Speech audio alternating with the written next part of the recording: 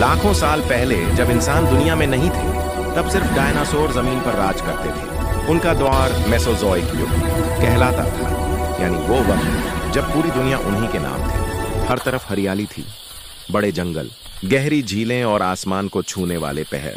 कुछ डायनासोर छोटे थे जो पौधे खाते थे, और कुछ बहुत बड़े, जैसे टायरानोसोरस रेक्स, जो शिकार करते थे। उनकी धार से पूरा जंगल गूंज उठा था। वो सच में बहुत जमीन के बादशाह लगते थे।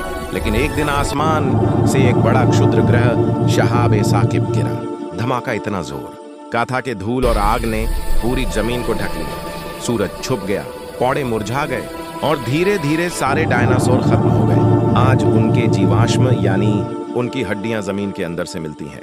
संग्रहालयों में राखी वो हड्डियां हमें याद दिलाती हैं कि कभी डायनासोर इस जमीन के असल हुक्मरान थे।